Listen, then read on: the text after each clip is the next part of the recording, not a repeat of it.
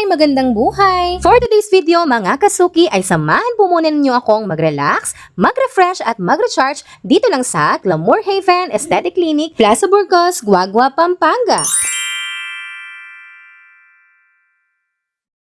Eto na nga mga kasuki. Kasama ko nga palang nagpunta sa clinic nila ay si Yana at si Shai. Sinama ko na lang silang dalawa dahil si Sir Lopes ay hindi naman po pwede dahil meron siyang trabaho ngayon. Pero kahit nga wala si Sir Lopes, sa vlog ko na ito ay napakasaya pa rin talaga sa pakiramdam. Dahil for the first time ay may nag-invite na sa atin para mag-promote na kanilang bagong bukas na clinic. Sa aming paglalakad ay nakarating na rin po kami dito sa may bandang KFC. Dito po kasi sa gilid ng KFC sa inyong paglalakad ay matatanaw na ninyo mula dito sa baba ang Glamour Haven Aesthetic Clinic. O di ba mga kasuki, napakalapit lang sa Plaza Burgos at dito sa GNC Bridge. Tuloy-tuloy lamang po sa paglalakad mga kasuki hanggang sa makita po ninyo ang hagdan papunta sa 7th floor.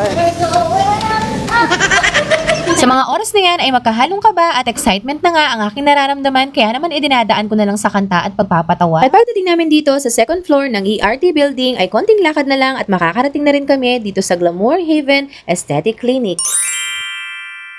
Ayoko na nga magsaya ng oras dyan, kaya naman dumiretso na akong pumasok sa loob. Dito nga po pala sa bungad ang kanilang cashier at ang kanilang waiting area. Alam niyo ba na dito sa kanilang clinic ay mula ulo hanggang paa ay kumpleto sila sa mga services? Isa na nga dyan at una kong ipinagawa itong aking pagpapa-hair color. Dark ash blonde nga ang napili kong kulay na sinuggest sa akin ni Sister Aya. Maisingit ko na nga din po pala mga kasuki bells na dito sa Glamour Haven Aesthetic Clinic ay meron silang pa-promo. Yes, opo mga kasuki bells, dahil noong September 1 hanggang September 30 ay meron po silang 10% discount sa lahat po ng services na inyong mapipili. Basta ipakita nyo lamang po itong voucher na ito para maklaim nyo po ang 10% discount. Sa puntong ito mga kasuki ay binabanlawan na po ang aking buhok. Ang sarap talaga sa feeling ng ganitong mga kasuki, yung makakapag-relax ka, sabay makakapagpaganda din. Dito po sa kanilang clinic ay hindi lamang po kayo babalik ng dahil sa kanilang mga magagandang services, kundi dahil meron silang mga staff na napakamaasikaso at napakabait na owner at napakagandang si Miss Clarice. Hi ma'am! Maraming salamat po sa pag-invite sa amin.